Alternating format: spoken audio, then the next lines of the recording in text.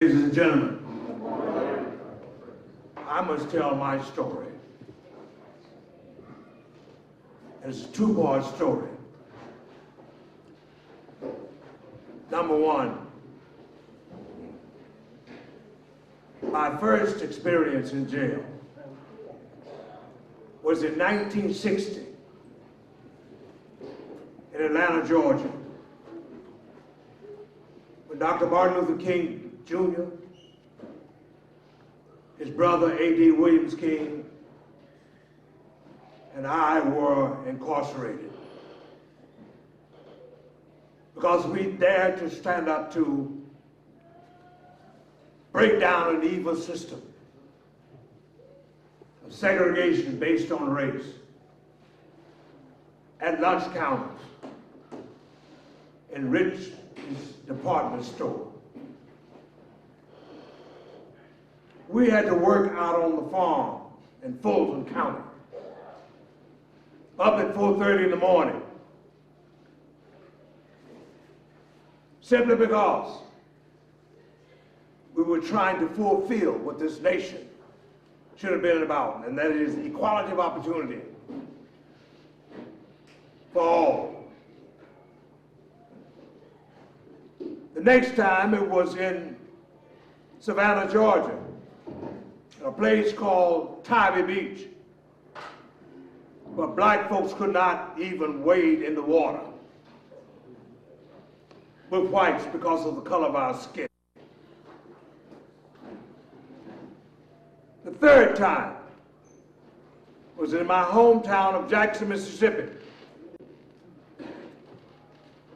on the occasion that I took my 85-year-old neighbor to the University of Mississippi Medical Center, who was experiencing a severe case of hiccups. When I walked in, as they had him on the stretcher, by his side, a young white doctor comes up and says, "What's wrong with that boy?" And I looked him right in the eye. I said, "Wait a minute, what's wrong with you? Can't you see that's a man and not a boy?" He retorted, "I know what it is." My response, at the age of 17, well, your insistence on calling him a boy or an it is just a byproduct of stupidity. Immediately, he said to the clerk, "Call the cops. Call the cops.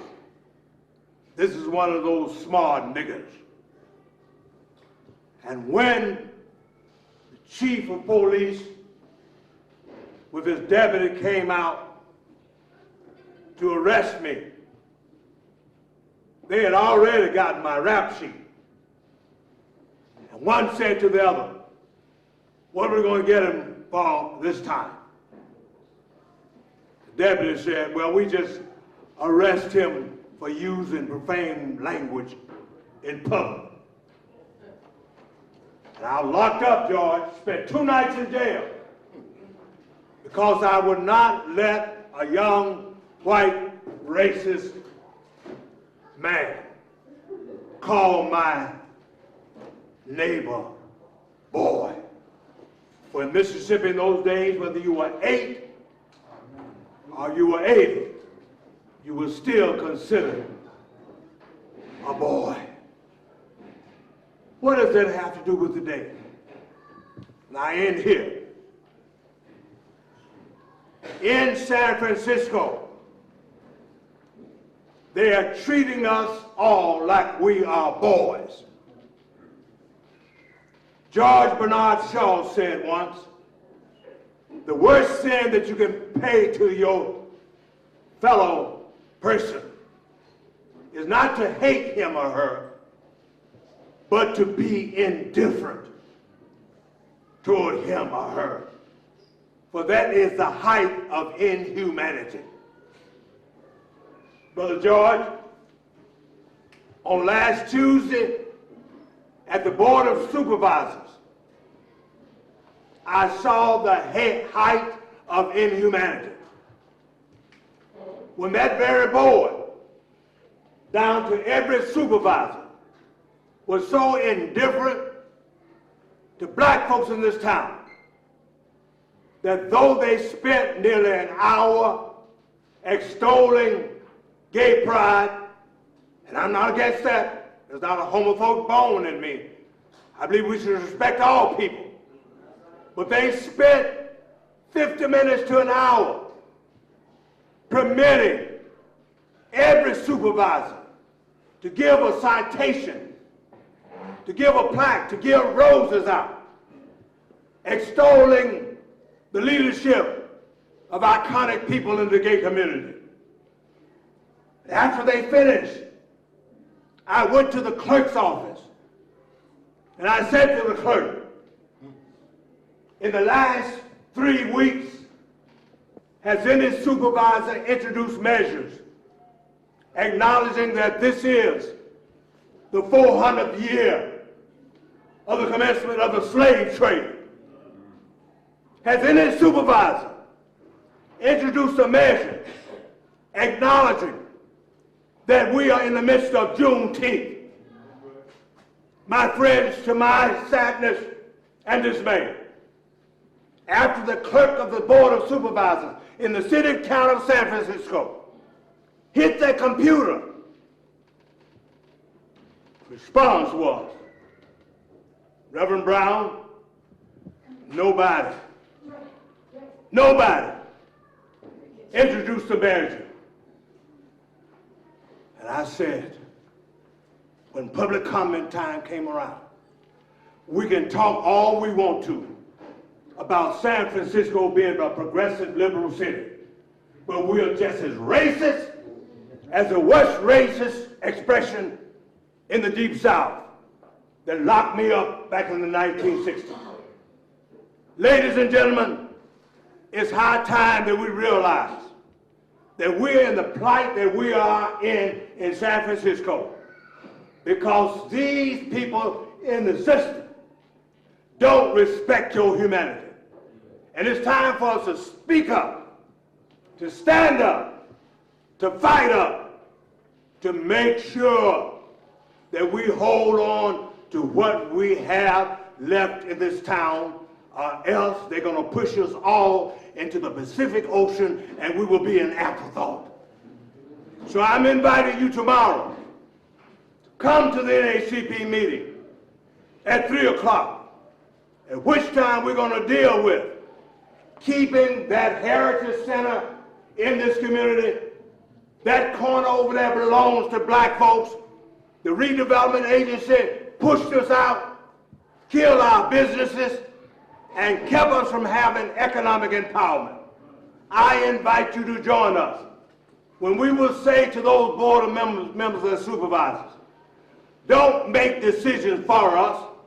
We got a brain to think for ourselves, to do for ourselves, to plan for ourselves.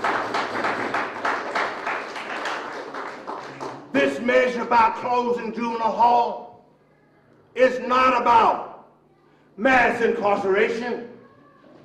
We know what this is all about, and what Miss Alexander wrote about, that was dealing with adult incarceration. But juvenile hall at its best was to be a place where children could receive tender, loving care who were a problem to themselves and a problem to others. That's what it ought to be about. But those people who crafted that legislation on that board didn't say boo to any black leader in the faith community, didn't say boo to any civil rights advocacy leader.